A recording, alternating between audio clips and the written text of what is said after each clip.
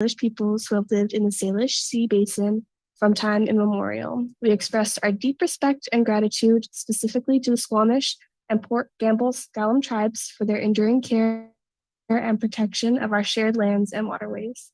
Now I'll take a moment to introduce our panelists and thank them for being here today. If you could give a wave when I say your name and introduce you.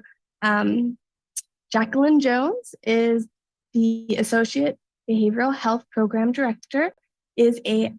She has worked with Peninsula Community Health since September 2019. She currently holds a licensed mental health counselor associate's and a substance use disorder professional license working within PCHS school-based health clinics from ages 8 and up. She earned her Bachelor's of Science in Human Services Counseling from Old Dominion University and her Master's in Arts with Psychology from Brandman University, as she continues to work with adolescents ranging from elementary schools, middle school, and high school. She assists in identifying and addressing mental health needs. Her primary role is to assess children for behavioral health issues while collaborating with teachers, administrators, and parents to develop plans of support. Mark Gabriel is a longtime Kitsap County resident and a board member of the Kitsap County Drug Court Alumni Association. He has been in recovery for 8.5 years. Mark also holds the house managing position along with a mentor position inside the nonprofit. Scott Wilson has been an educator for over 30 years in Washington, serving in a variety of different districts and schools over that time. English, language arts, social studies, and avid teacher, varsity basketball and football coach, athletic director, assistant principal, and currently as principal of Olympic High in Central Kitsap School District.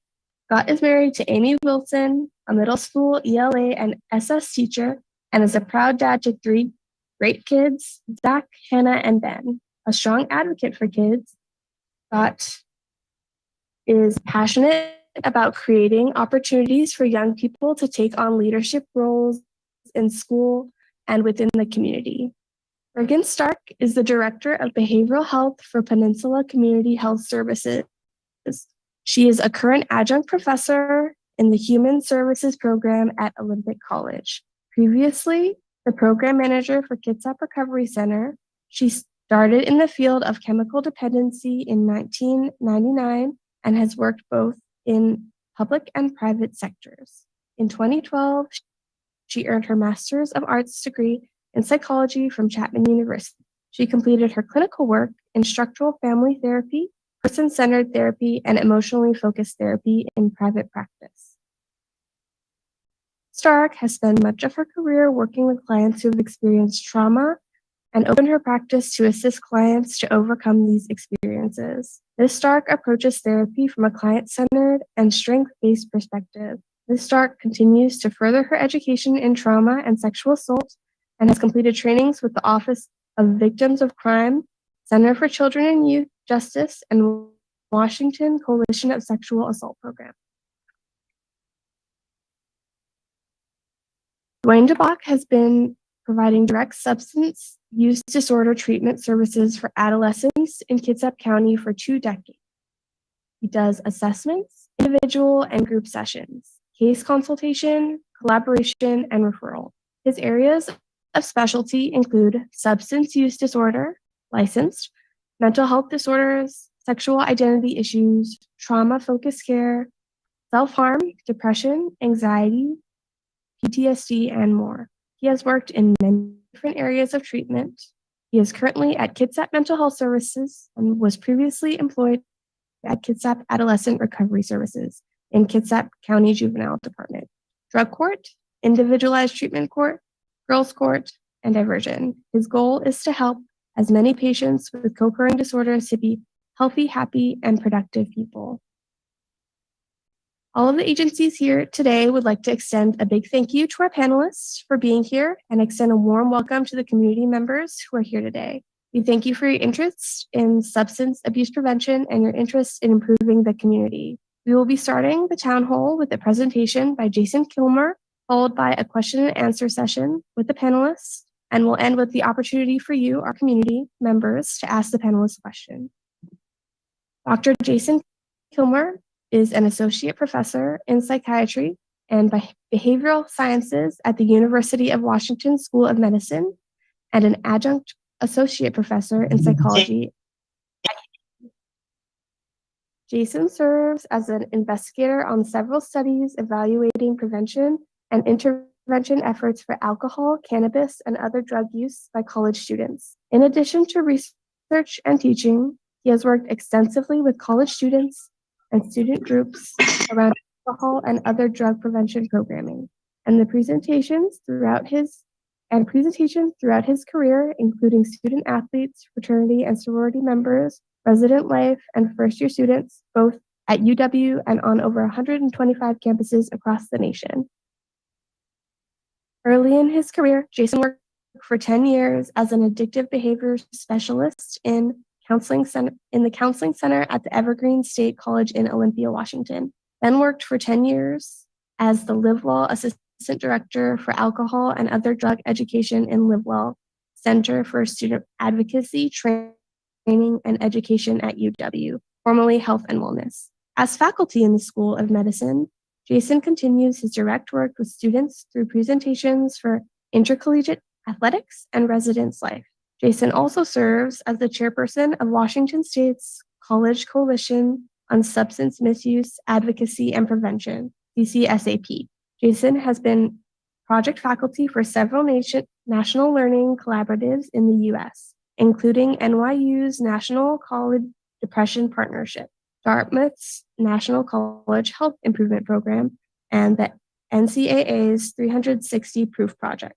He was one of 6 members of the development team for the National Institute on Alcohol Abuse and Alcoholism's College Alcohol Intervention Matrix. Jason was the 2014 recipient of the National Prevention Network's Award of Excellence for outstanding contributions to the field of prevention, and was also the 2017 recipient of the Washington State Prevention Professional Award of Excellence. Related to student affairs, he was a 2017 recipient of Sue Craft Fussell Distinguished Service Award from the Association Fraternity and Sorority Advisors, and also received the 2018-2019 Research Award for NASPA's Student Athlete Knowledge Community for outstanding contributions to scholarship, highlighting the shared interests of athletics and student affairs. Jason has been a 2017, 2018, and 2019 recipient of the Excellence in Teaching Award by the Medics Northwest Physician Assistant Training Program. Thank you to Dr. Jason Kilmer. Thank you. Thanks for that very nice introduction. I should pause just for a sec to make sure, can folks hear me okay and see the screen? Yes, we're good. All right, I will go ahead and get started. Thank you for the chance to work with you all today. I have 20 minutes. I could talk about this topic for way longer than that, and I'm not going to do that. I want to make sure I respect the time slots we have today. But as we look at how we work around prevention, around mental health issues, around substance use, you know, to me, this is something that's so clear about how valuable it is. And I'll do what I can to put a spotlight on the very clear value of prevention efforts in our communities. A big thank you to Laura and Deanne, who did so much behind the scenes to make this happen. I'm very grateful for their interest. Wow, those panelists, what a talented group. I'm honored to be able to join you during the Q&A part, and thank you for doing what you all do. I also thank all of you for making time for today's event. When Laura first invited me, she said, we're going to do this on Zoom. Is that okay? And I said, absolutely. I haven't been able to do a lot of what I've done in the last 3 years without Zoom. Plus, Zoom is gaining emotional intelligence. It's gaining empathy. You wouldn't think that's true, but it's true. I started noticing it about a year into the pandemic when I was asked to present for the state of Louisiana. And when they sent me my Zoom link, the Zoom link actually said, which is how I feel all the time. I was like, wow, Zoom, you get me. And now everywhere I look, it just keeps showing up in the Zoom link. So Zoom clearly understands what's happening. I hope what's clear is that what we do about alcohol and other drugs will have an impact and overlap with academic success, especially after a largely virtual year We heard a lot of people say, I want to be the biggest champion ever for kids, for student success, for graduation rates, for academic outcomes. I think we can all get on board with that. And what we do about substance use will have an impact there. DuPont and colleagues published an article that remains relevant today, where they looked at, among K through 12, factors associated with dropping out. And they concluded that of all the problems that contribute to dropping out, substance use is one of the easiest to identify and one of the ones we can actually do something about. You heard from the panelists, the number of people that already work around treatment, recovery support, interventions work, and there's things we can do. The research evidence shows that when adolescents stop misusing substances, they do better in school. Students who use substances are increased risk for academic failure, including dropout. And the science shows that both alcohol and cannabis matter, yet cannabis has a stronger negative relationship, meaning that as cannabis use goes up, these academic outcomes go down, stronger negative relationship to grade point average and other outcomes and risk for dropout than alcohol use. The bottom line is the more severe the substance use, the more likely the impact on academic performance and risk for dropout. This doesn't go away once they get to college. On college campuses, we see that the more people drink, the more they report being tired all the time, the less engaged they are with faculty, coursework, and peers, and the lower their grade point average tends to be. The more frequently students use cannabis, the more that's associated with skipping more classes, lower grade point average, taking longer to graduate if they make it to graduation. Students who use both cannabis and alcohol at moderate to high levels have significantly lower grade point averages over 2 years. The good news, those that make a change do better. I think a lot of times we don't hear students actively acknowledge, well, my substance use is affecting my academic outcomes. When we ask people what gets in the way of doing well in school, they say, well, I'm anxious all the time. I'm tired all the time. Why am I so tired?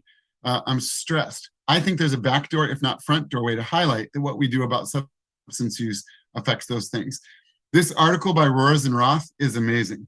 It's so clear. Plus, if you can look at the link, you'll see it's only 9 pages long, which is one of my criteria for a good article.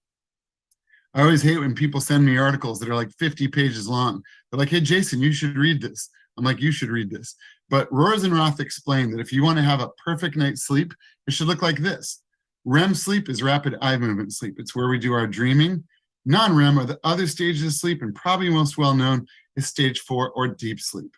Sleep experts have made clear it's not that more REM is better. What you want is a sleep cycle that looks like this. The time spent in REM should be getting longer, longer, longer. Time spent in deep, less and less and less. So if you want a perfect night's sleep, if you can follow my cursor, chunk of time in deep, a little bit in REM, a little less in deep, a little more in REM, none in deep, more in REM, until we wake up, and there we go. If people go to bed after drinking, they'll fall asleep faster. Alcohol depresses or slows down the central nervous system. We can ask people, on nights where you've been drinking, what do you notice about your sleep? Tell me about your dreaming. People are like, whoa, how'd you know? I don't dream at all. Or if I do dream, it's really vividly right before I wake up. Here's why. Go to bed with a positive blood alcohol level and stay at a positive the whole night.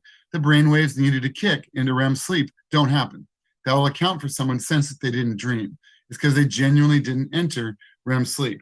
If you're at a positive blood alcohol level, positive, positive, positive, hit a 0, you either wake up abruptly and often prematurely, or if you continue sleeping, go through an acute REM rebound. Too much time in REM, not enough time in the other stages of sleep, vivid, weird dreams.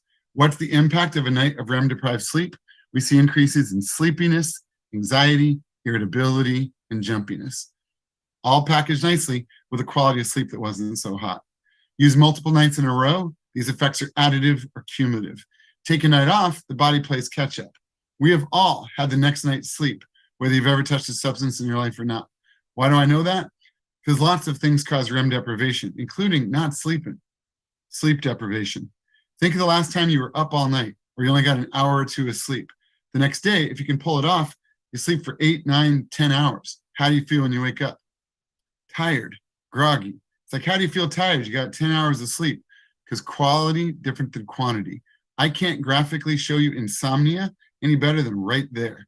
A person will slam so fast into deep and immediately into REM that rapid cycling leads to difficulty both falling and staying asleep. Once they get to sleep, too much time in REM, not enough time in the other stages of sleep, vivid, weird dreams, and an increase in fatigue the next day. What do we hear from a lot of people are the challenges to doing well in school?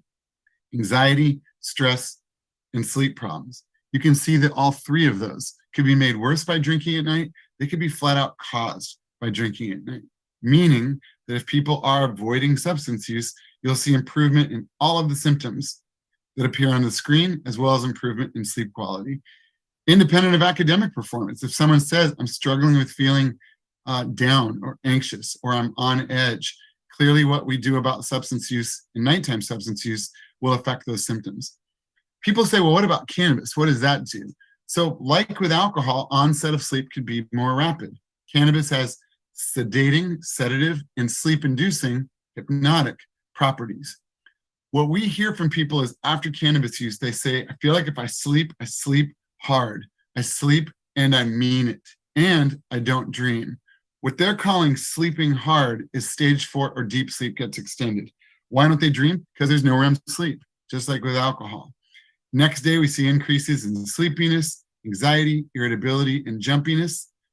Just like with alcohol, if they use multiple days in a row, this is additive or cumulative. And finally, just like with alcohol, if they take a day off, there's REM rebound, which is associated with fatigue. So again, you'll see that what we do about substance use can help relieve everything from sleep issues to even the types of things you see on your screen. This is very heavy content, and I'm doing it very quickly. This could be an entire hour in of itself. But what we do about substance use will have an impact on suicide prevention. The older I get, the more I appreciate articles that have really kind of stood the test of time. This article by Hufford from 2001 is amazing. And in it, he cites an even more classic article by Steele and Josephs called Alcohol Myopia. This is as relevant today as it was when it was published in 1990. Steele and Joseph explain that if people are out drinking, there are two types of cues in their worlds: impelling cues and inhibiting cues. Impelling cues are the cues that tell someone, yeah, I want to do this. And inhibiting cues are ones that say, this is why I probably shouldn't. So impelling cues could include, this is an epic or fun party. The people I'm talking to are really fun or funny or cute. These drinks are delicious. Inhibiting cues could include, look at all the phones that are out and pointed at me. Like whatever I'm doing, this is being shared or recorded. Or I have a test tomorrow. Or I have to get up early for practice tomorrow. Steele and Joseph show that the more and more we drink, the more alcohol impairs information processing, narrowing our attention to the most salient internal, what we're feeling, and environment around us, cues. Of these two types of cues, what tend to be the most salient? The impellant. That's what it means for our inhibitions to go down. People use that phrase all the time. I don't think they know what it means. Well, I was out drinking and my inhibitions lowered. What's your understanding of how that works? Well, the inhibitions lower. Right, but what does that mean? It means this. It means these inhibiting cues are there, but we just don't attend to them. We attend to the impelling cues at the expense of the inhibiting. One example, someone one drink in says, I would never drink and drive. Never. Why? All the inhibiting cues are there. I could kill somebody. I could kill myself. I could wind up in jail. I could lose my license. I could literally derail my own or other people's life. If they're cold, they're tired, they've had a lot to drink, they just want to go home. What's the impelling cue? I want to get out of here. There's my keys. Look, there's my car. What's the inhibiting cue? I'm not walking so well. And at least 3 of my friends have tried to get my keys from me. Relevant to this topic, someone has the fleeting thought, what if I ended my life? And they haven't been drinking. All the inhibiting cues are there. This could get better tomorrow. I have a crisis plan. I could call the crisis line. I would miss my family. I wouldn't do that to my family. If someone's had a lot to drink and they have the thought, what if I ended my life? What's the impelling cue? I hurt. I want to feel anything other than what I'm feeling right now. When looking at this concept of alcohol myopia, Hufford explained that the immediate and usually painful aspects of experience take on disproportionate weight in the delicate balance between choosing life over death among those contemplating suicide. And that myopia, because of myopia, alcohol intoxication interrupts inhibition conflict through this process, leading to more excessive responses than would have occurred while sober. Looking at all of this, the Suicide Prevention Resource Center said, if you really look at the data, while it's true that someone might get depressed and drink to, in quote, self-medicate, what almost seems more true is that enough stuff happens while intoxicated that they start to experience unwanted mood or affect, leading Lori Davidson with the Suicide Prevention Resource Center to say, if you want to be a community that does good suicide prevention, do good alcohol prevention, because alcohol prevention is suicide prevention. I think that's an amazing concept, and I'll move to talking about that with cannabis right now. I will say, if you thought to yourself, wow, that Jason Kilmer really brought those slides to life with the use of his stylus, you would be right. First time my stylus shot out of my computer, I was like, what is this thing? My friend said it's a stylus. I said, I don't know what that is. She said, you can use it to draw stuff. And so now I just can't be stopped. So I drew this squirrel for everybody. That felt like really good use of my office hours. Here's a Sasquatch. I grew up in Port Angeles, so that's my favorite Washington animal. I drew this tree, and I brought them all together into one majestic picture, because I really need a hobby, everybody. Let's talk briefly about cannabis. If you look at the brain, such as the front of the brain's on the left, back of the brain's on the right, the most well-studied cannabinoid in cannabis, THC, binds all over the place. What's so important to understand is that THC concentration or potency has changed dramatically.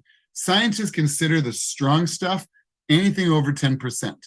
El Soli and colleagues in 2016 looked at 20 years of seizures by the DEA, and when packaged with Dr. Nora Volkov's 2014 article, lets us estimate cannabis potency since the 1970s. When you hear people who are older today reflecting on their time in the 70s, and they say that they, in quotes, smoked grass, because it was practically grass, 1% THC, maybe 1.5% THC. In the 80s, 2 to 3% THC. You can see a dramatic increase over the 20 years, such that by 2010, we've been double digits in the United States. But what about states that have legalized? Smart and colleagues looked at us here in Washington, and they excluded concentrates, vape cartridges. They looked at smokable, flower, or bud. On the y-axis, up and down, is the percentage of total tax-inclusive sales. On the x-axis, month and year. What's that little baby blue sliver? THC under 10%. That's it. Everything else is high-potency cannabis. Brick red, 10 to 15. Green, 15 to 20. Purple's over 20%. Cash and colleagues eliminated any doubt when they looked at multiple states with medical or non-medical recreational programs. Washington had the highest prevalence of products with high potency cannabis, with 97% of our market exceeding that threshold. Why does this matter so much? DeForty and colleagues showed across 11 cities in Europe and Brazil that if someone used cannabis on a daily basis over 10% THC, then compared to people who don't use it all, their risk of developing a psychotic disorder goes up 4.8 to 5.8 times, rounding 5 to 6 times. That's a huge difference. At the start of the pandemic, Hines and colleagues showed that following people up to the age of 24, the more often they use cannabis over 10%, the greater the likelihood of being addicted, the more onset of generalized anxiety disorder. Out of Canada, which legalized nationwide for non-medical purposes, they made clear for concentrates, for extracts, across the board, there's more problematic cannabis use, more addiction, cannabis use disorder, and more mental health disorders. I was one of a team of researchers at the University of Washington and Washington State University, invited to review the literature and generate a consensus statement. And you can go to this website and download our entire 20-page report. There's a 2-page Cliff Notes version, if that's useful. Cliff was my favorite author when I was younger.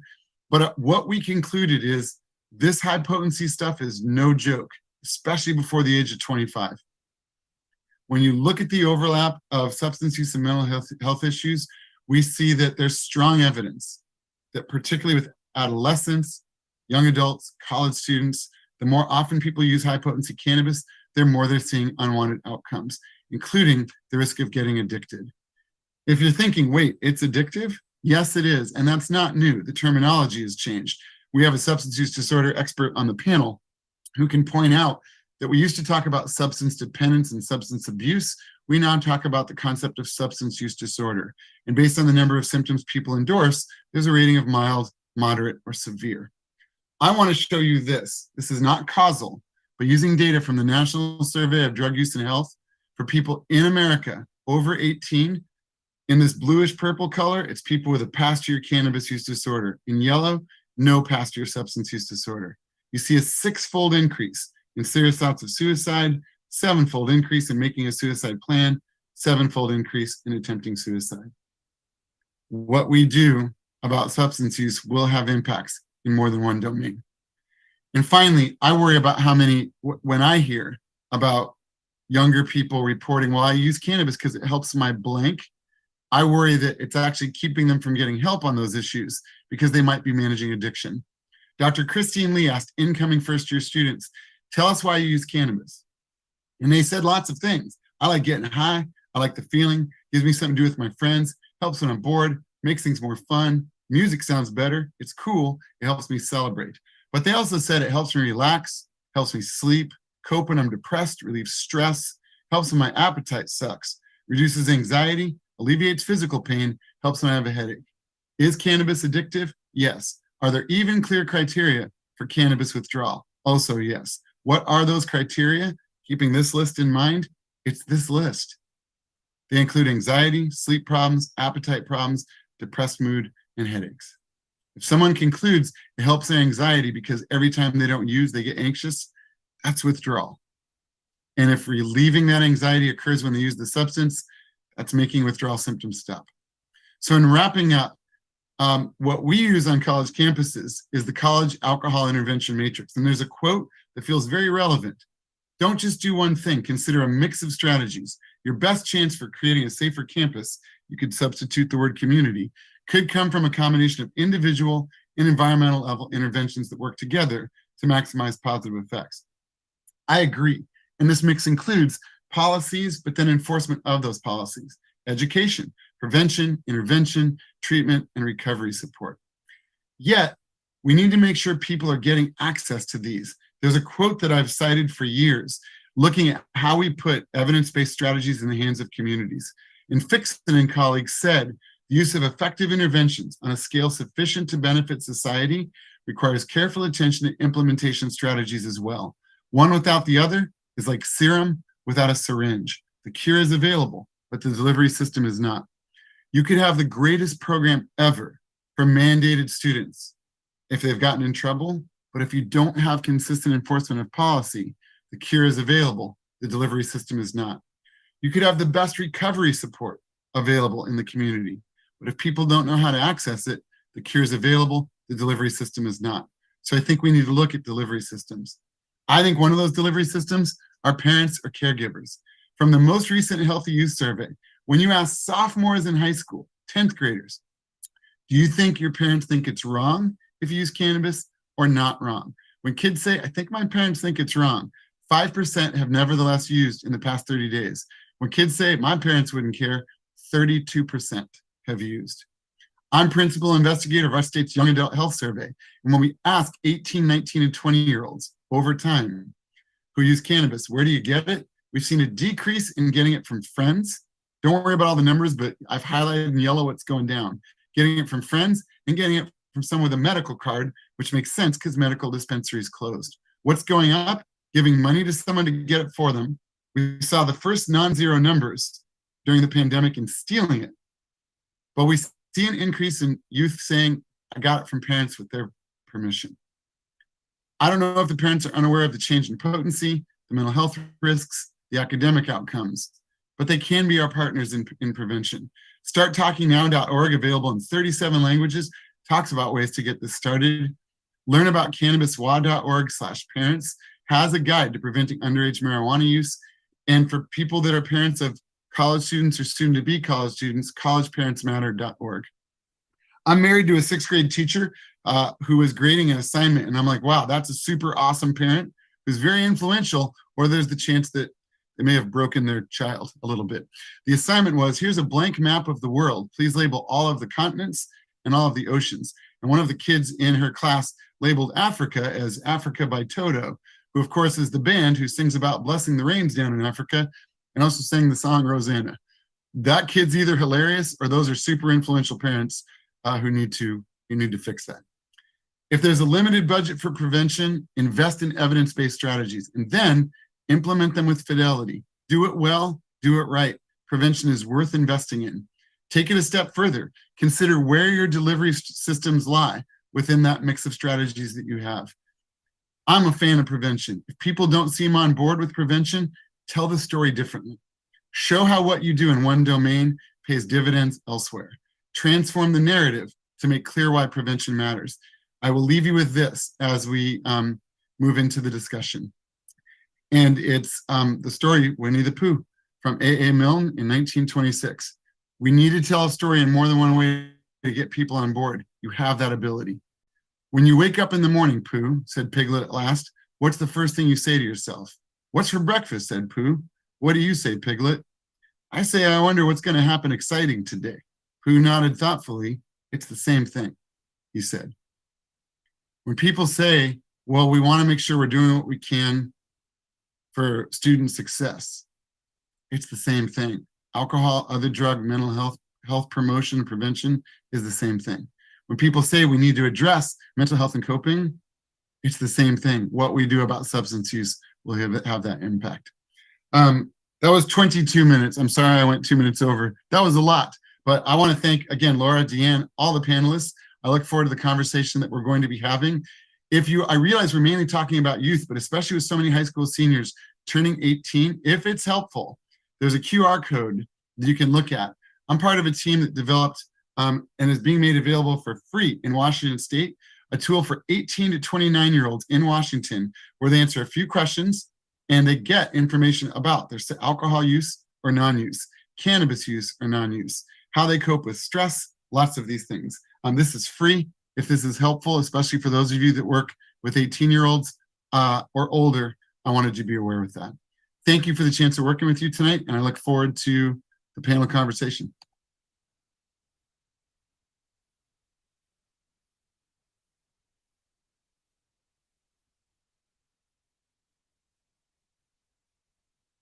Test. All right.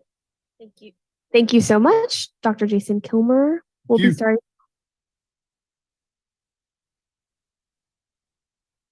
starting the question and answer section now with panelists.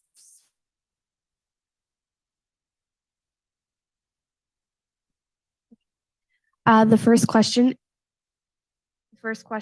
is, what role do schools, businesses, and any other community organizations play in addressing issues related to mental health and substance use in Kitsap County?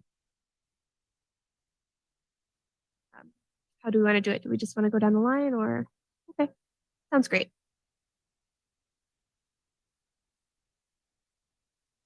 Or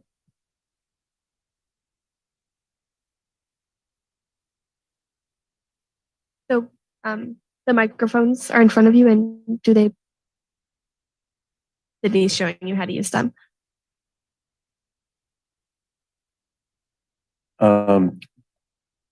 My response is that I think schools play a very significant role in that the schools are an excellent opportunity to engage kids, to identify their substance use.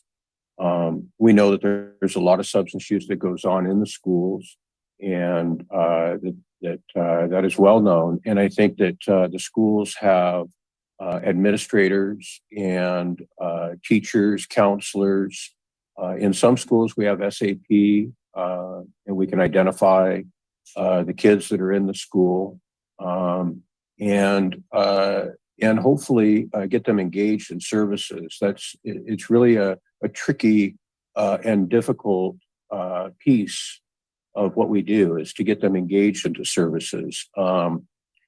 One of the main reasons for that, in our experience, is that the motivation issue is very difficult.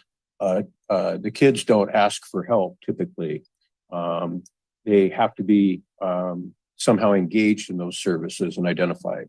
And usually being caught, being caught using or in possession by school administrators or people that work there is one of the ways that we want to get kids into services. In that, there has to be a consequence for that. There has to be a rule, policy. So that's, I think, one of the things that we are going to talk about a little further today. I think schools are an excellent opportunity for these kids to get some prevention. I'm kind of hopeful that there will be some level of prevention that is provided in the school. And I think it would be great to have part of that in the curriculum itself. I feel like I think these organizations can help by being informed of the issues we face with substance abuse and mental health concerns in Kitsap County. By knowing that these aren't bad people, they're mostly people that just need some help. There are multiple recovery navigation programs in Kitsap County that can be of assistance to these organizations and individuals that need the help. So if they utilize these programs, they can be part of the solution.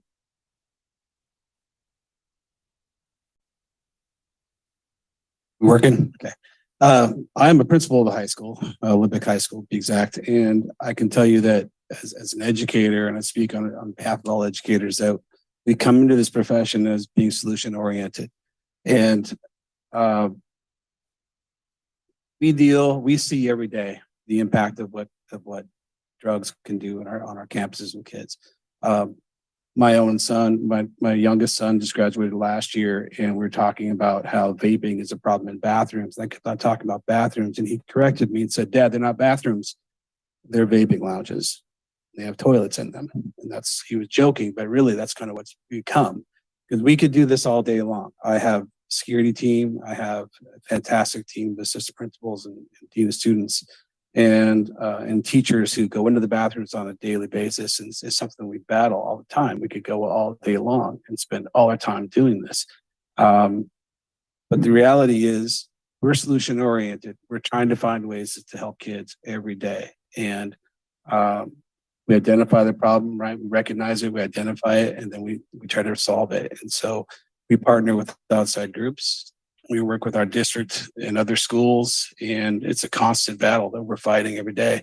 So I agree, schools are a great resource, but we need more help. That's where I'm at. Okay, here we go. Hi, I'm Bergen.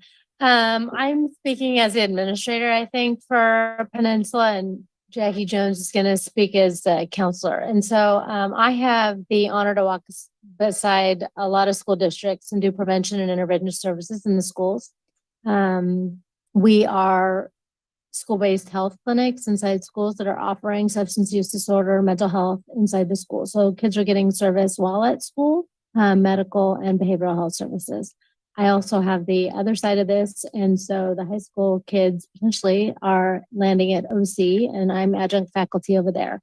And so my job continues to be prevention and intervention and talk about the use of THC and alcohol use and the adulting setting of community college. And so that's my work in prevention and intervention. Yeah.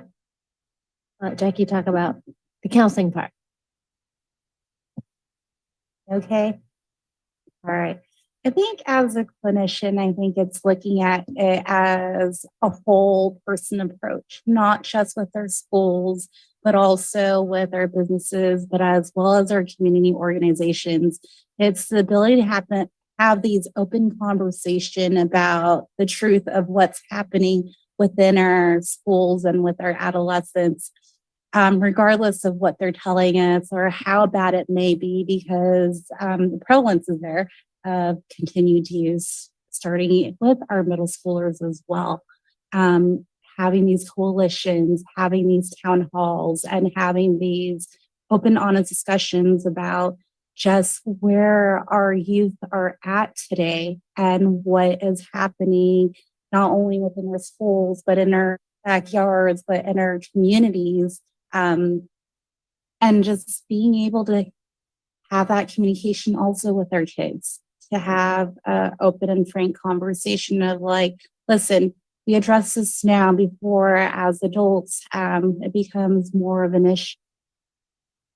Are dealing now with more of the late stage addiction, and the treatment can get a little bit tougher for them to want to get help or even want to address issues that they're facing of why they use in the first place.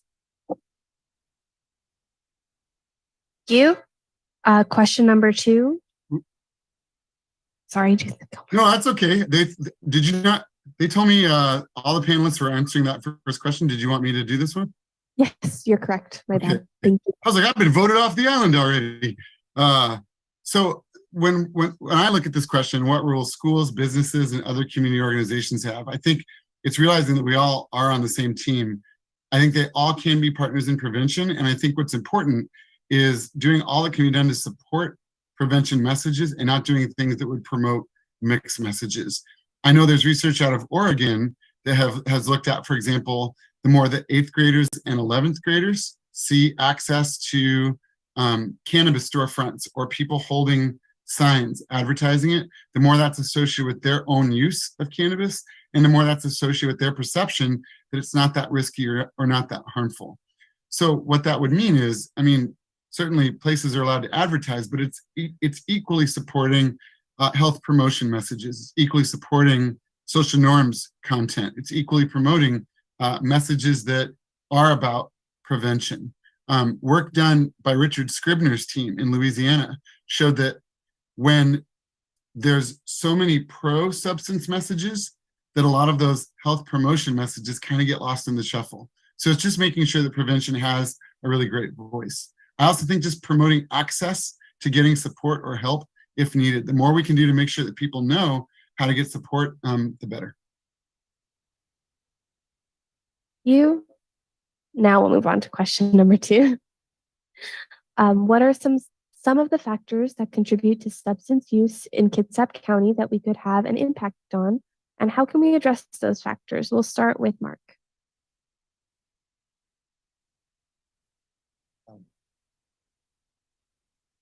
One of the main contributing factors is possession of controlled substances is legal.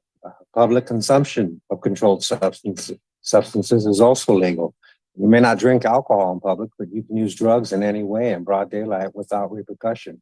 I feel that if they were once again made illegal, we could begin to impact the amount that is so readily available.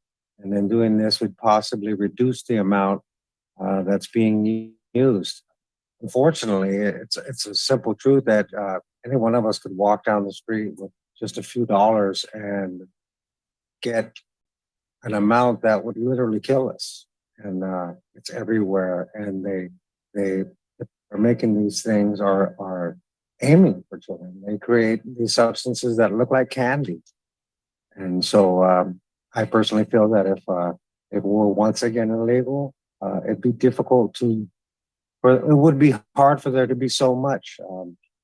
I know that personally, when I was having my struggles, there were times when I could not find what I was looking for. And as I said just a few minutes ago, any one of us could walk down the street and find some right now. So I think if we made these substances once again illegal, we could have a significant impact on the amount that is in our community. You will move to Dwayne now. Attitudes towards substance use is one of the leading risk factors for adolescents.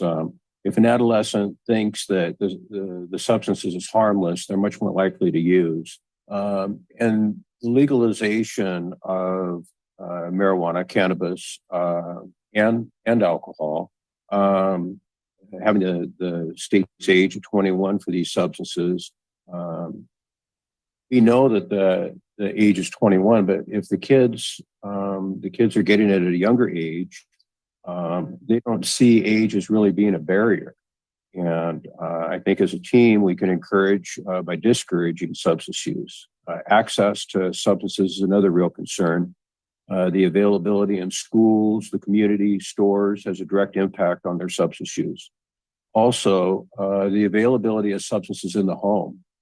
Many clients report that they get substances from inside the house, Families should be mindful of this and keep products away from adolescents and help express a culture of non-use, at least until they're the age to make their own decision about their own personal use. The juvenile department can be helpful in impacting the community as well. If adolescents are found to be in possession of substances or commit a crime under the influence, the court can order them to be referred and assessed. If adolescents know that they're doing something that's illegal, they may be less likely to commit a crime. Having a strong and well-educated judicial system is a positive asset. Having substance use laws in place that are enforced is a benefit to the community. Thank you. We'll move on to Jason Kilmer now. I always think it's important to know. I mean, you know your own camp, your own community best, but it is there. The important part of that question is what can be done that we can actually move the needle, what we can actually have an impact. I do think that messaging from parents and caregivers are part of it. So letting people know about options that are free, accessible, available, things like starttalkingnow.org. I think misperceived norms. We collect a lot of data. You have your own school district data, your own county data from the Healthy Youth Survey. Most people aren't using substances. And when they think everyone does this, they're more likely to use it themselves. When they misperceive norms, they're more likely to use frequently, and even use and experience consequences. I also do think that as much as my life is prevention and intervention, policy enforcement's a part of it. We heard one of the other panelists reference that if people aren't seeing a lot being enforced, it might send the unintended message that rules are made to be broken. And so a mix of strategies genuinely is best, and I believe that policy is a part of that. Thank you. We'll move to Scott Wilson now. I don't want to sound like a broken record, but I will say that accessibility is the biggest problem that we have. Speaking just for schools in general, part of this question is what are some things we can do for that? And I would say in schools, if we have a stronger relationship with SROs and their function in our schools, not just a sheriff's deputy standing in our building and saying hi to kids once in a while, but we need to use those resource officers. They have the skill, they have the experience.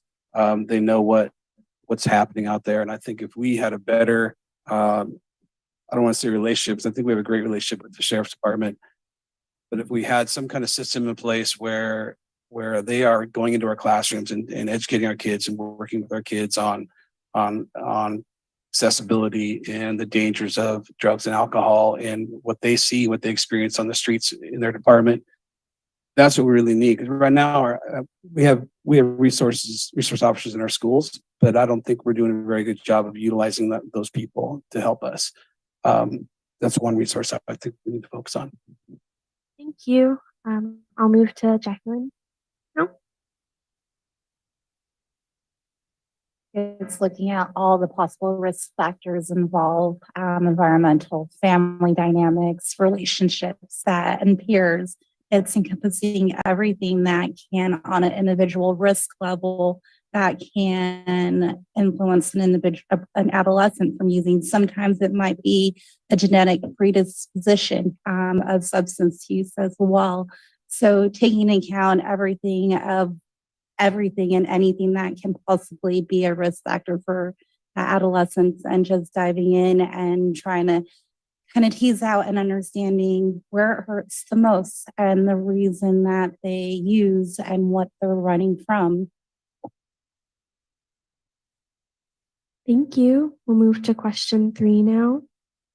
What supports and resources do you think service providers in Kitsap County could use to broaden services? And we'll start with Bergen. I think this is a pretty big question. Improving access has been talked about, health promotion in classrooms, and just like in community events. This one, I think families don't know how to ask the questions or have the conversations. Pretty difficult conversation to start. So I would.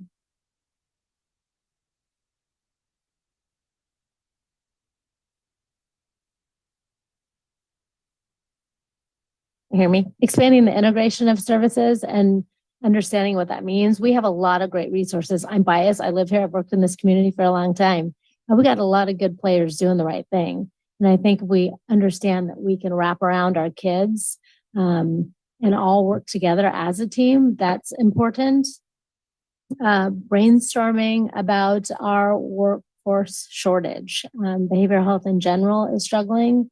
And so if we're having this conversation, we're talking about the increase of youth and students and increased needs for behavioral health supports. We have to have the opposite conversation about our workforce. So that's what I would say. Thanks. Thank you. We'll move to Dwayne now.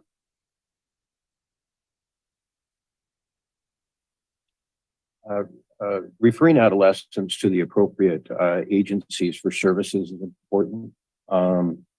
Destigmatizing their participation in both mental health and substance use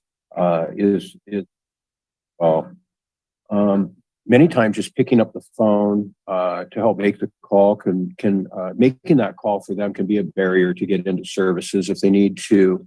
If they're struggling with self-harm, struggling with substance use, mental health, they're depressed, sexual identity issues, things of that nature. Just encouraging people to make that call and sometimes actually just picking up that phone and making it with them can be very helpful.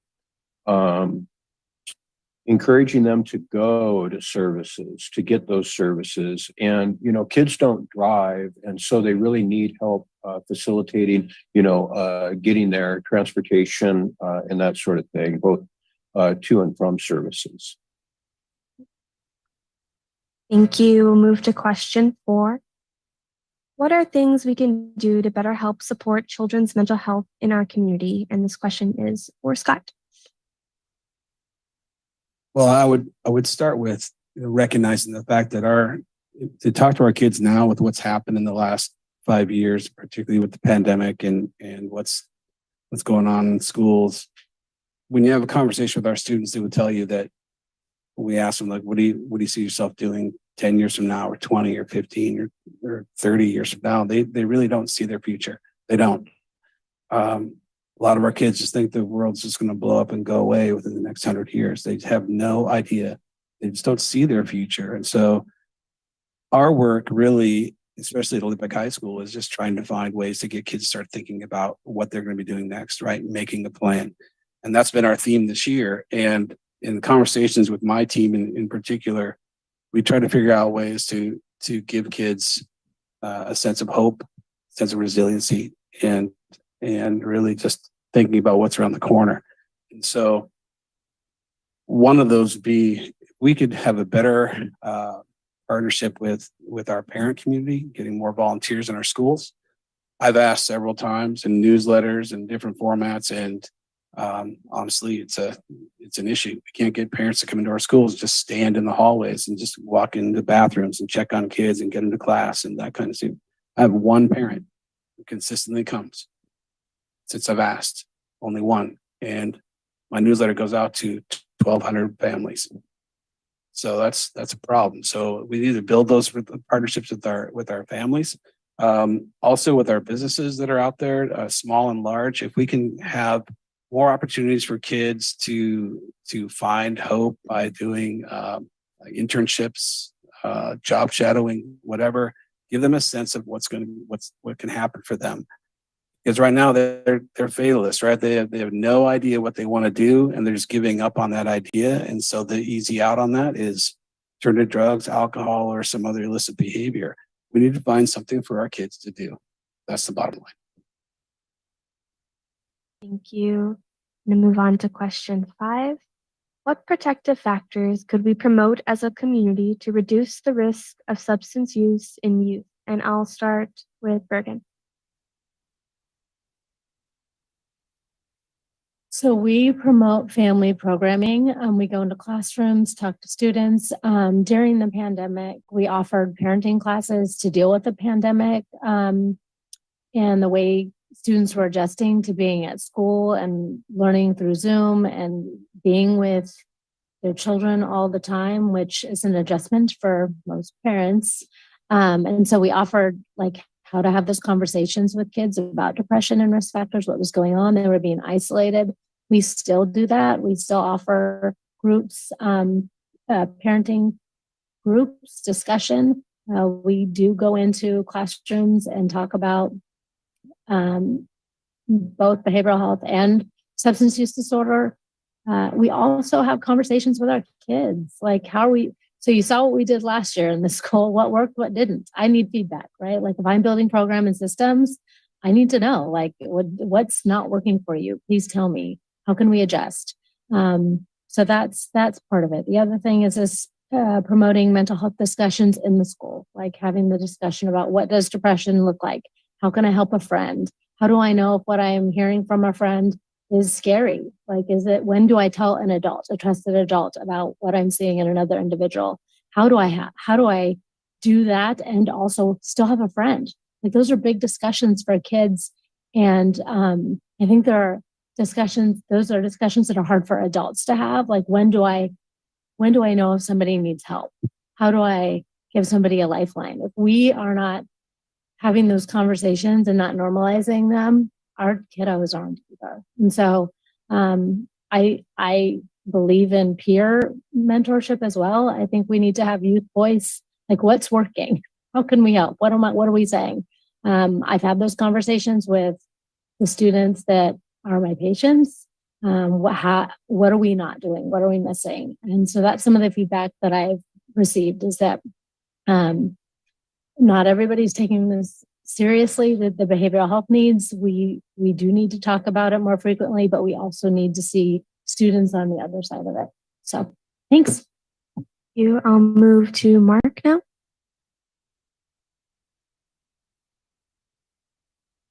I think by educating at an appropriate age what the dangers of substance abuse are, we can help kids make healthy choices for themselves.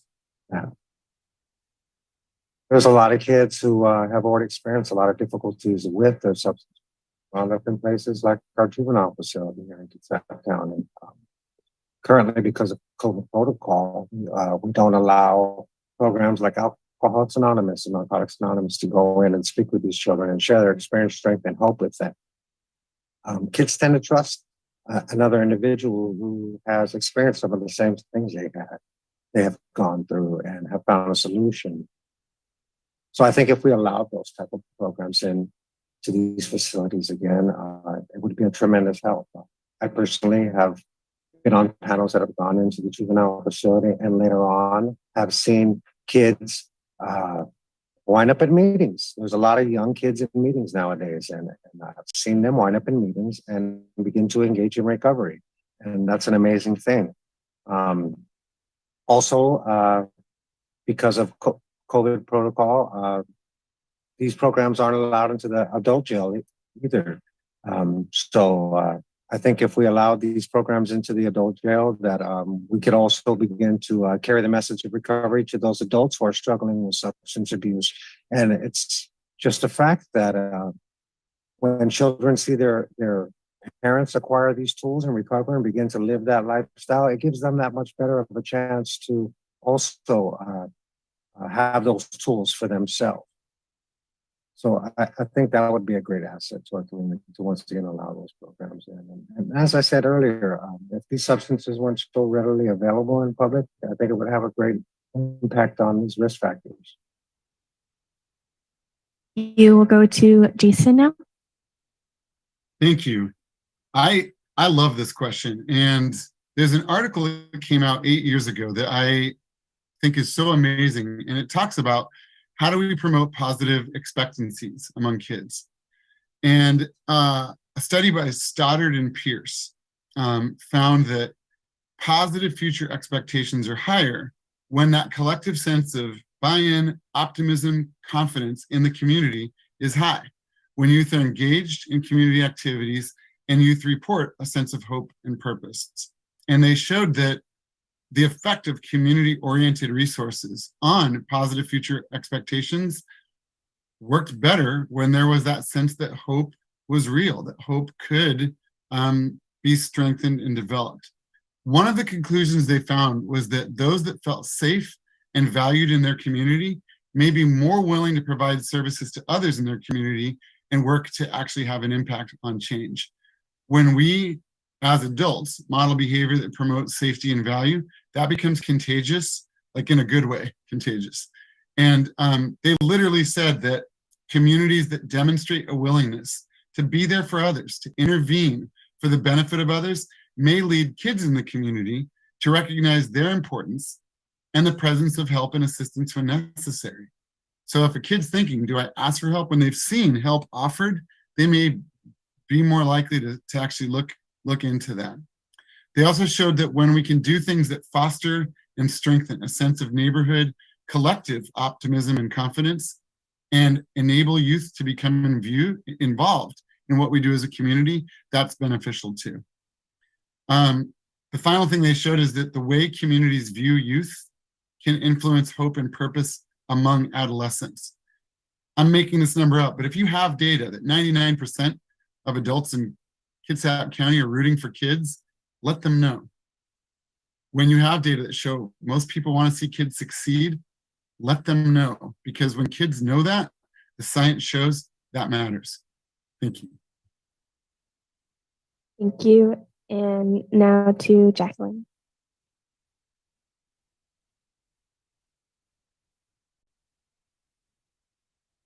I don't know how to follow up with everyone else who had a similar answer to mine related to the protective factors.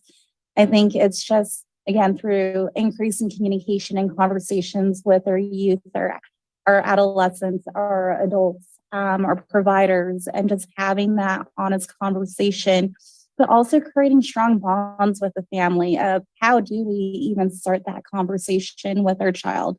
It's the ability to support them through resolving conflict and not resolving it through the use of drugs, but also the connection with their peers, but also providing them other support of early learning, having some clear expectations of their behaviors and engagement with their schools and communities.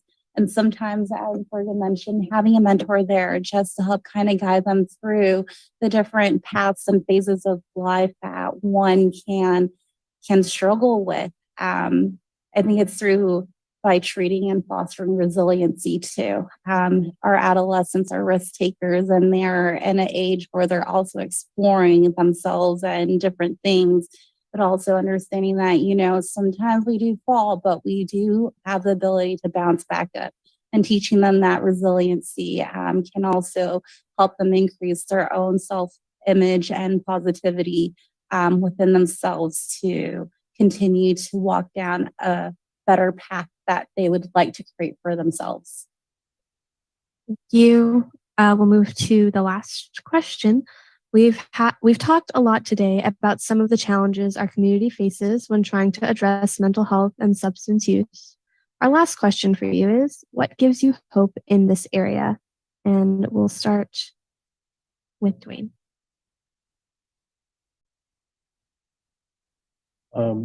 As a person who provides direct services to the kids, I think what gives me hope is one client at a time. Getting them engaged and meeting with them, providing those treatment services and the conversation is very encouraging, and being able to witness that growth is really exciting and rewarding. And I feel that that engagement is really important. And I think for this discussion, one of the things that feels like the biggest challenge is getting them into services is just really difficult. And so, but once we do that, it's just really, really positive. And so that's what really gives me hope. And thank you. To Mark.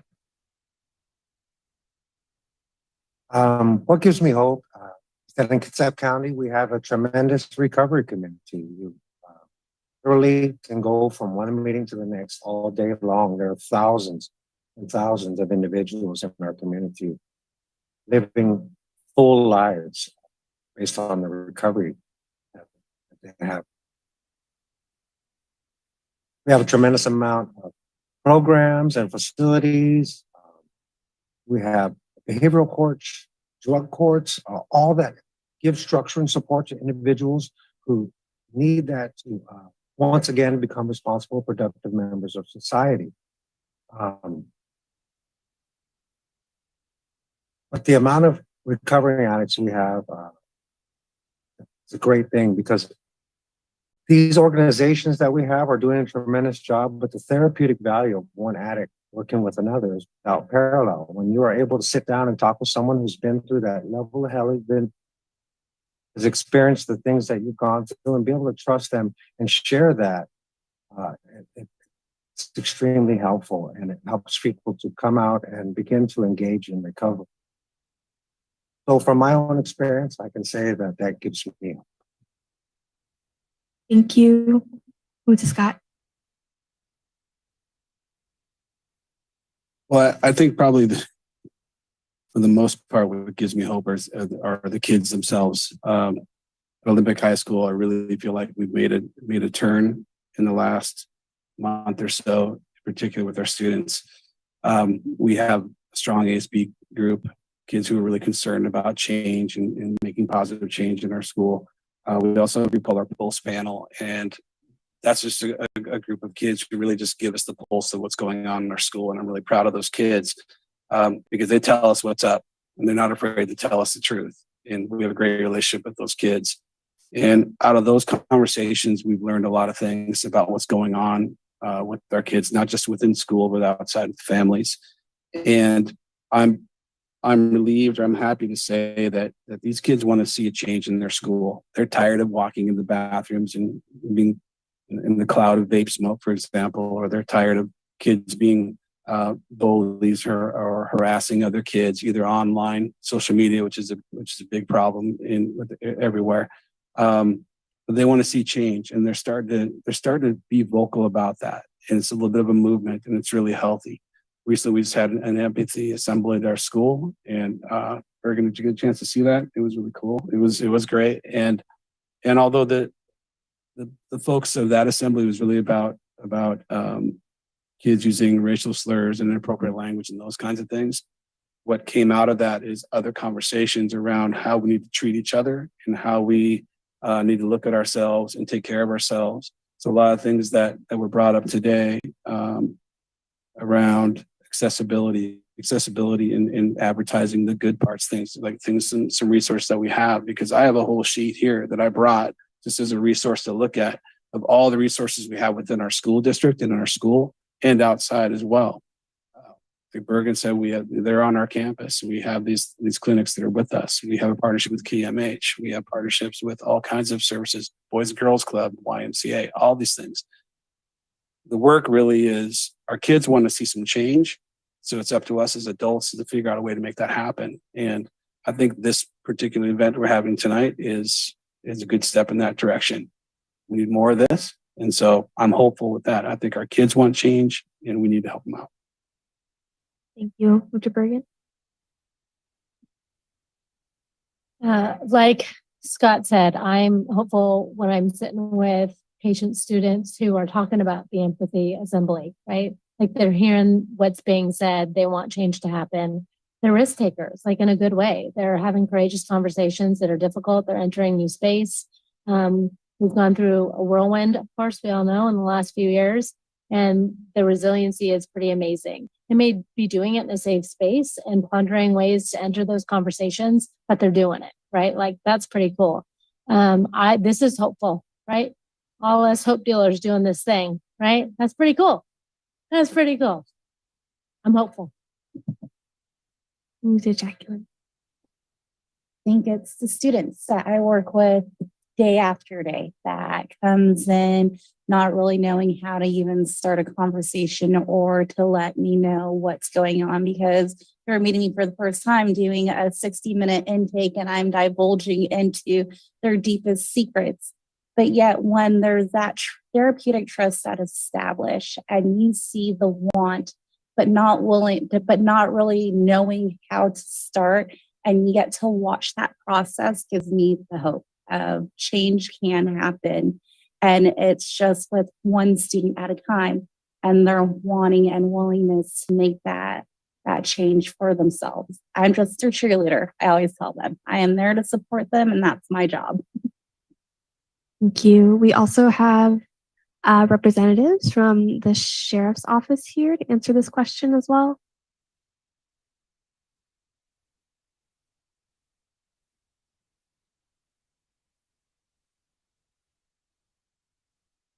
I thank you. First of all, the sheriff sends his regrets that he couldn't be here tonight. I know some of you on this panel. Mark, as always, thank you for being here tonight. You're a shining example of success. Scott, as part of my hope, we were literally talking about the situation that you spoke of not having sheriffs in the schools, and as we have in the past. We talked about bicycle programs we used to have, crosswalk safety, and all those things. So you're going to walk away with my card, and hopefully we can connect and talk about some programs we can put together. Bergen, you light up the room with your smile. Thank you for being here today. And of course, Jackie, another sign of a success. So that's the hope that I have. Thank you. And we'll finish with Jason. Well, thank you again for the chance to work with you all tonight, and thanks for the work that you do. You know, I pulled some numbers because I wanted to make sure I wasn't making them up. But for me, the thing that gives me hope, much like what I heard my colleagues say, is the students themselves. I was principal investigator of our state's COVID-19 student survey and worked with a team at the University of Washington where we collected data in March of 2021. So during a largely virtual year, we had over 65,000 6th through 12th graders, so middle school and high school students. And one of the surveys we included was the HOPE scale, where based on their score on different items, they get a rating. Over 90% of those 65,000 participants in each grade scored as at least slightly hopeful on that HOPE scale. We can do something with that. And I think that the opportunity when, you know, the challenge becomes, what do we do for that less than 10% who really aren't feeling hope? We need to do something about that too. I think though that when you see that there are those kids that have hope, the role they can play for one another, the role they can play for themselves is extraordinary. We also asked them to the degree to which they were optimistic or hopeful about their future. And if you combine the score a lot of the time, most of the time, or all the time, at least 55%, over half of kids in each grade said they were optimistic or hopeful. And that was at a time, if you put yourself back in the March 2021 mindset, I don't know where we were with hope and optimism. And I remember us meeting as a team and looking at those data and saying, these kids are amazing. These kids really are amazing. And I think letting them know that becomes important, but also doing all we can to support them matters as well. So thanks for the chance again. And I'll tag back over to our moderator. Thank you very much. We're going to close with some thank yous. Thank you all for coming today, and a huge thank you to our panelists for coming and sharing with us. I'm sure everyone is just as blown away as I am with all of your answers, and we really appreciate you being here. I would like to thank Erica Juarez with Kitsap Public Health District, Brian Gross, Jesse Parsons, Daniel Jinkle with the SYNC program at Kitsap County, Brian Boyer with Kitsap Recovery Center, Teresa Cunningham with Northwest HIDA, Laura Hyde, who is the manager of the Substance Abuse Prevention and Youth Services at Kitsap County, and all of our partners who made this event possible today. A special thank you goes to Sydney Perales, MPH and public health educator with Kitsap Public Health in the Chronic Disease and Injury Prevention Program, who was handling the technical side of the broadcasting today, as well as securing the venue and handling the entire registration process for this event. Another large thank you to this event's organizer, Deanne Jackson. The town hall was her brainchild, and we are so glad we were able to put it on. This event was sponsored by the South Kitsap and Bremerton Substance Abuse Prevention Coalitions, of which I am one of the coordinators, along with Deanne. If you're at all interested in the coalitions, feel free to grab some of the information at the back. Oh, I'm so sorry. We need to open up for questions before we completely close. So open up for questions to the community. Would anyone like to start?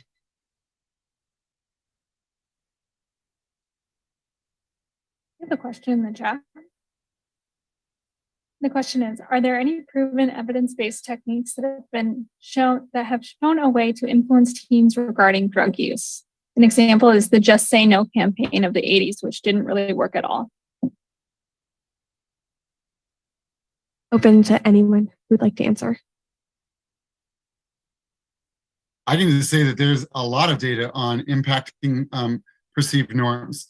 I always mention the work of Dr. Jeff Linkenbach and the Montana Institute, who does a positive community norms approach that highlights that if there's a gap between what people perceive, everyone's cool with me doing this in the bathroom, and the status quo, most people actually aren't cool with it. That if you can correct that misperceived norm and put a spotlight on what most people think, that has an impact on behavior. He's published research that shows the impact on that and the role of misperceived norms on things like vaping, which we talked about earlier, but those definitely fall in the category of norms correction approaches, fall in the category of evidence-based strategies that work. Any other panelists like to answer that question from the chat?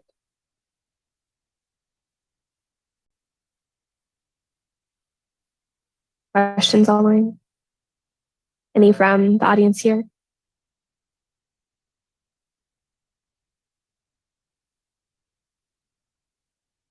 I will, oh, yep.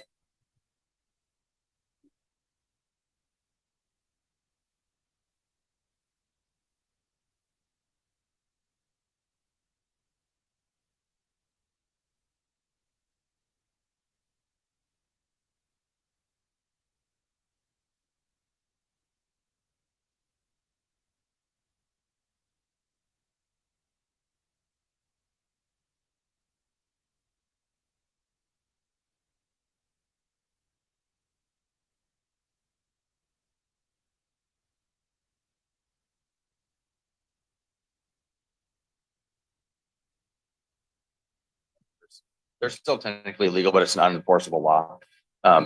We've seen the results of that experiment, and we've seen that it's failed pretty miserably. I think just supporting some change in some of the legislative efforts in Olympia to bring some of that stuff back. I've talked to an awful lot of people who've been through recovery who said a big part of that was being held accountable. And Mark's up there nodding his head because he knows. If you're not holding anyone accountable, it just doesn't really work. The carrot and the stick doesn't work without the stick. So we really, believe it or not, we want everyone to be happy and healthy. I was born and raised in this county. I love this county. I've had lots of opportunities to move away from here, and I choose not to. I want everyone here to be happy and primed to be back down where we used to be. It's frustrating for us to be just running. Earlier today, I was talking to another group about when I was new in this job, we got to go out and kind of look for bad guys, the cops and robbers thing. And we weren't constantly just going to 911 calls all day long. We go out and look and find bad guys, investigate crimes and do that. And now all these guys do is go from one call to the next, to the next, to the next, to the next, 24 hours a day. We have calls stacked up on our screen that never ends. And that's frustrating for them because a lot of them didn't get into this job to just run all day long, and they don't last very long in this career at that level of activity. So I guess to answer your question, just encourage some change in some of the laws, and we want people to get help and to get clean and be productive members of society, but there's got to be a motivation to do that. Is anything? Can you hear me?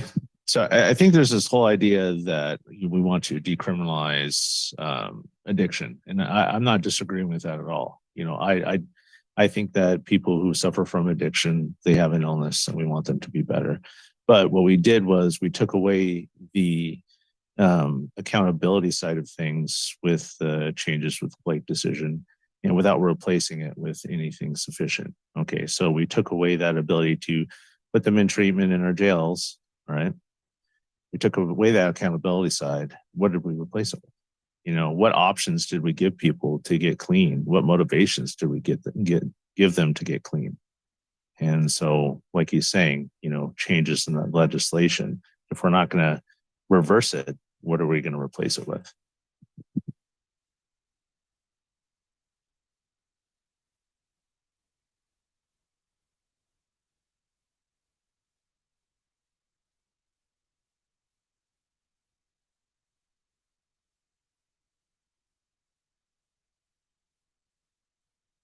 elected official, what can we do to help the elected officials move forward with legislation? So that was 3 rapid questions. So let me start with, what can we as citizens do to help the schools? Well, since you're looking at me, I guess I'll answer the question. Honestly, I said this earlier, more involvement. If I could get more parents to come in, or just volunteers, just come on in, hang out with our kids, be nice to our kids. They need more role models. They need positive role models. They need people smiling at them, listening to them. Kids have a lot to say. Unfortunately, they're saying it all with their phones right now, and they lack Mark and I talked about this before we started tonight. They're lacking the ability to have a conversation, to look people in the eye, to physical cues that you have, right? We can have a conversation as adults because we grew up in a different time. These are not always part of our lives. So we know how to do that. I can say with absolute certainty that our kids don't have that skill. They just don't have it. But they need people that'll come in and talk to them. Just somebody different. Yeah, they love their teachers. They love their principals or whatever, right? That's all good. But honestly, what they really need is they just need to have some conversations with somebody new. And I would love it if somebody from the community, if I had a squad of people that came in that were great people, just wanted to hang out with kids just for an hour a day. Come in the morning, the kids get off the bus, hang out at lunchtime, hang out after school, take a bunch of kids up on the football field and throw a frisbee with them at lunchtime, so they're not running around in our schools and acting like, a bunch of crazy animals once in a while, right? So that would be great. I think that's what we need. That would be really helpful. There's other resources too, but we have tons of resources. We have tons of connections and partnerships. I'm asking for something different. Because what we have isn't working 100%. It's working to a degree, but there are a lot of people out there looking for something to do. Come and volunteer at our schools. That's what I want.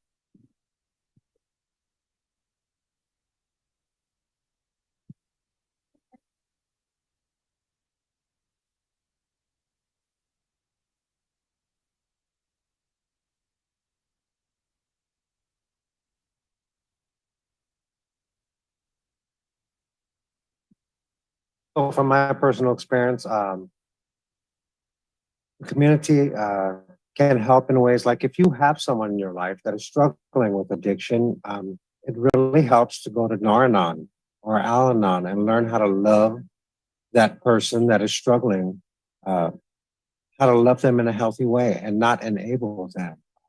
God bless my mother. She did everything she could to help me, but it probably prolonged my struggle for a couple of years. And I know that was her prerogative to do that. But as I grew in my own recovery, I began to teach her the principles that I learned that were healthy for me. And she was able to utilize those for herself. So they have programs like Nar-Anon and Al-Anon and things like that will teach a person who is not struggling with those issues how to love someone who is struggling with those issues. So from my personal experience, that's a way that the community can help if you have someone in your life that's struggling. I'm going to start with some observations, then I'll eventually get to a question. So all panel, just be actively listening. I don't know who I'm directing it to, but I'm excited, as Bergen mentioned, because our community, I do believe, like through culture change work, an example of this, Kitsap Strong, Graduate Strong, we are trying to develop as a collective partners who create caring adults with background in the brain and the body sciences. So I appreciate the reference to the science of hope and imagining pathway thinking and giving that as tools to our caring adults who could be parents involved. They could be teachers in the classroom, or they could be neighbors in the community. So the building that village of being more positive so that we could be preventative and not kind of have to be reactionary and put it all on the shoulders of those who have to be correcting behaviors. So anyway, I bring that up in terms of this because I observed in North Kitsap where it was called a Frequency Kitsap Symposium. And they had an audience of willing mentors outside of Kitsap Strong, Graduate Strong, in a church, and they were learning about the brain science. And they had a similar panel talking about substance use. They were just trying to arm them with what does it look like? What the signs look like if there are behaviors of kids engaging with substance use, with mental health issues. And the mentors, I actually believe, came out feeling a little defeated, like, oh my gosh, what am I getting into? And what concerns me is I like the idea of being able to create a group of caring adults, but they get to the point of, ooh, I don't know what to do if it gets to a certain point. So Dwayne, you mentioned like just get them into services, but I don't know that all mentors know where those services are or how to build that relationship when they hit that point, when we've already moved to a point of crisis. So I'm wondering, here's my question.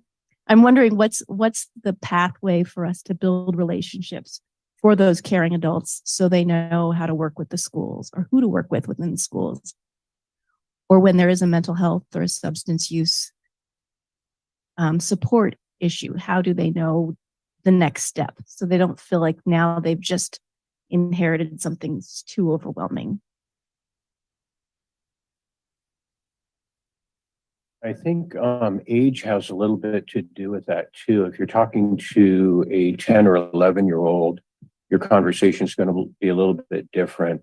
There's a lot of agencies that are ready to take a child on for mental health and substance use in the community. Kitsap Mental Health is one and only one. But there's a number of agencies in the Bremerton area and Kitsap County that can really be helpful for kids that are struggling, and that's all dimensions. So that can be with mental health, it can be with substance use, and as I mentioned earlier, they need sometimes help facilitating making that call, picking up the phone, but destigmatizing so that it's just so that it's okay. It's okay to ask for help. It's okay to reach out, particularly in substance use. The very nature of the disorder is, I don't have a problem. I don't need help.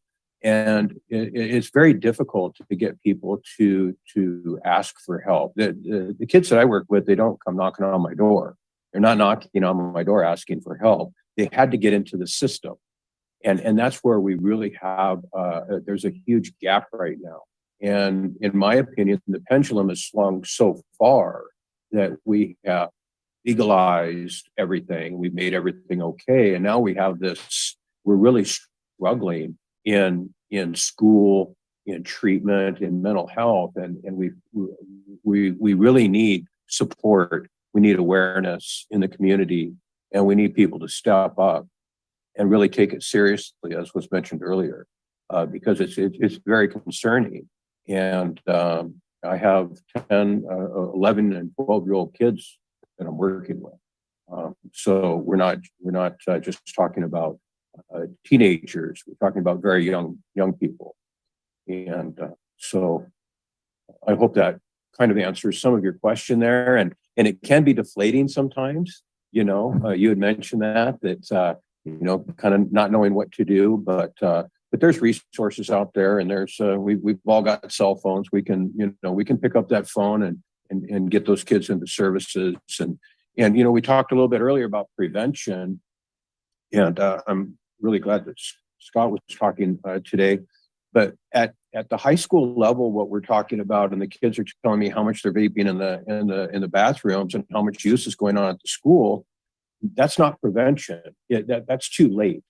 In my opinion, we need to be reaching out to kids that are in the 6th grade, even maybe earlier. But that's where we need to be really focusing some attention on prevention.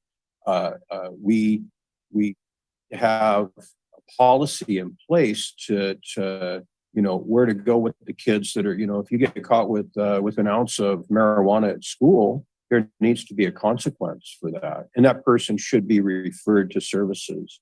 I think that's important. And we don't have that right now. And I know that the police officers that are here, they hear what I'm saying, because I've talked to many of them. And it's a struggle. And so we're now, the pendulum is just now, I get the feeling that the momentum, the conversation is and we're starting to make that change back again. And so I'm hopeful.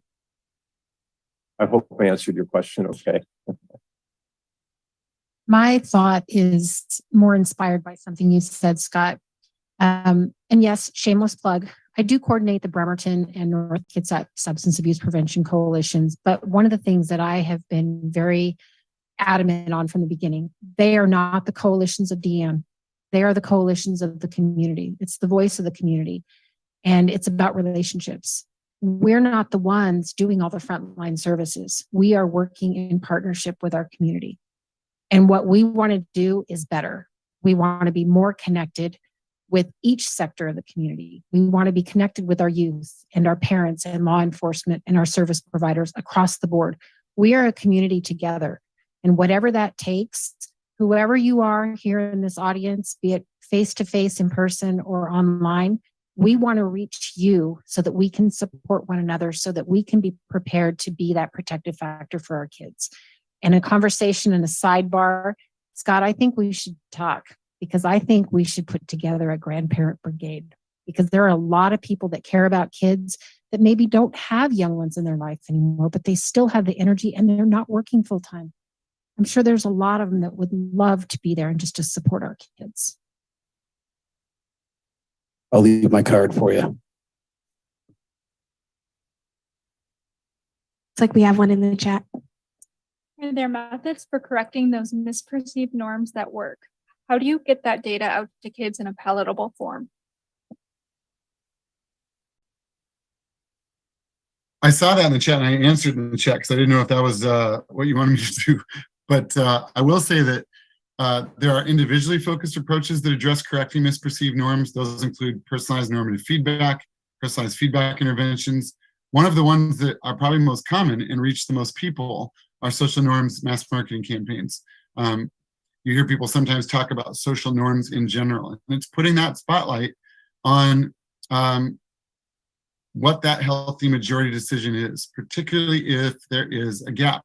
You know, I just pulled up on the Healthy Youth Survey website, the past 30-day vaping, when you look at percentage of students in the past 30 days that report vaping, 3% of sixth graders, 5% of eighth graders, 8% of 10th graders, 16% of high school seniors. There is a gross misperceived norm. When you see the cloud, if you smell anything, you're like, everybody vapes around here. No, they don't. And, you know, we talk about actually the same thing on freeways. If we're driving on I-5 and there's no crazy backup, there's no traffic, so apparently it's 2 in the morning, but if traffic's actually moving, we ask people, what are the cars you notice? And they say the ones weaving in and out of traffic, the ones blowing by us. How many of those do we see in 30 minutes? 5, 6, let's say 10. What's the first thing we say when we get out of the car?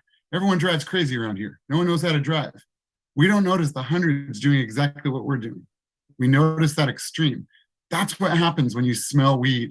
That's what happens when you see people vaping, is it paints this picture that everyone does this. Most people don't.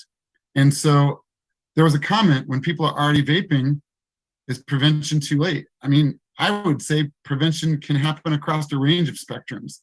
But part of the goal of prevention is, how do we delay, how do we keep abstainers abstaining?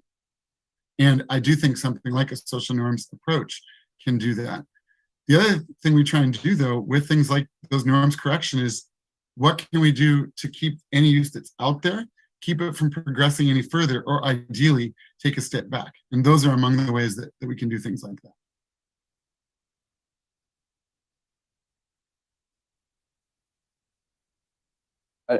I think part of that question was that that be framed in a palatable form. Is that how that was read? Can you read that back to me?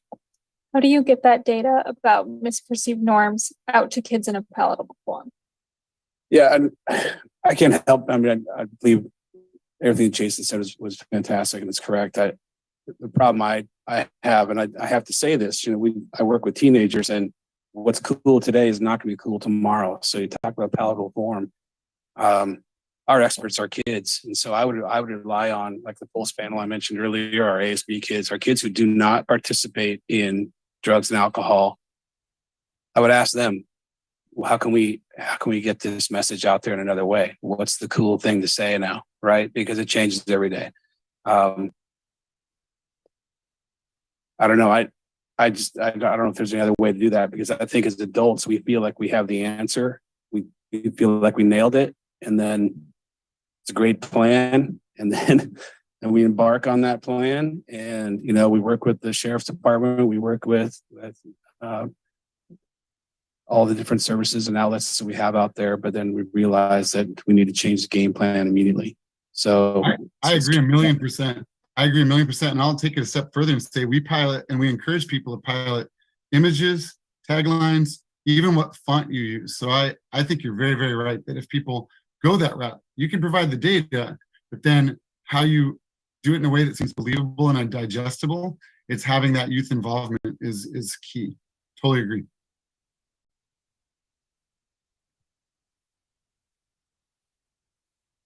Question from the chat. Do you believe the legalization of marijuana has led to an increase in youth use? And if so, what are some things we could do to correct that?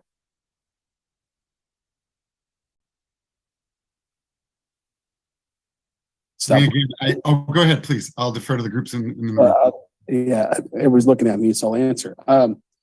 Yeah, I mean, this is probably, it goes back to the very first question we had, right? It's accessible. The accessibility is the problem. And I don't know what statistics are. You know, there's some people in this room that could probably give us the hard data on that, but the accessibility is the problem. They're getting it from their parents. They're getting it from their older sibling who acts as a plug for them. That's the word, by the way, to go buy weed, whatever, and because they're underage. And so if we can figure out a way to combat that, then that's going to be the answer. But that's accessibility is the issue. So yeah, I think legalizing marijuana has increased use, and we've seen that in our schools.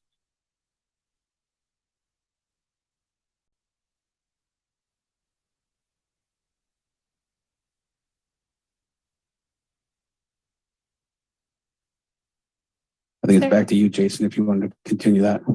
I know that a lot of attention got paid to the fact that legalization happened December 6, 2012, but stores didn't open till July 2014. Knowing stores were going to open, the state did a lot to invest in prevention and intervention that was literally gold standard. It was at an expense.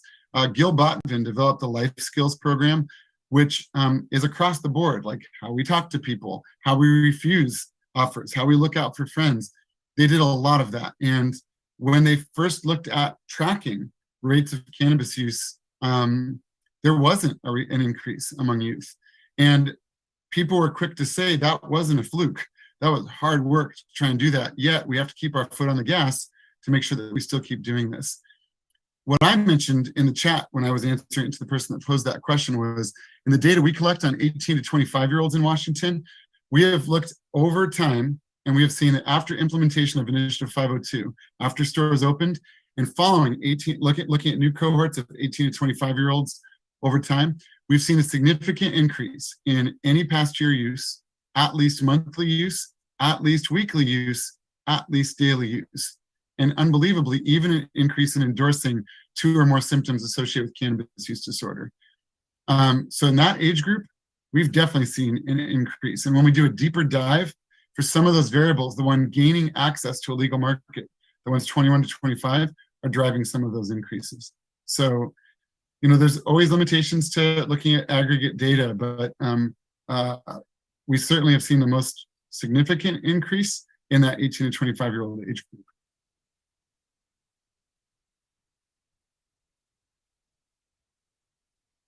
Is there any research about reinforcing self-control as a positive virtue for elementary kids? Just thinking that could make kids less willing to give up their inhibitions.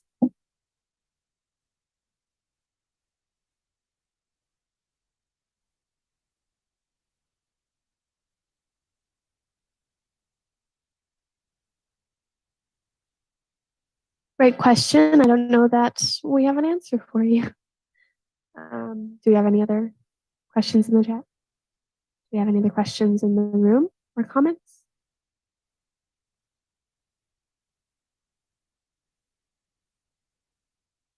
No words from our panelists. All right, thank you very much. Thank you again to all who participated, especially our panelists and all who contributed to putting this event together. We're very grateful to all of you. We do have materials in the back about substance abuse if anyone is interested, as well as food to eat if you'd like to stay and chat. We really appreciate all who are interested in substance abuse prevention in Kitsap. So thank you all for being here, the community. We also have information about our coalitions, substance abuse prevention coalitions in the back, as well as the people who run them here to chat with if you're interested. We have comment cards, which will remain confidential. Any comments, questions, or concerns from anyone here today, we'd really appreciate your feedback. Thank you so much. Have a great evening.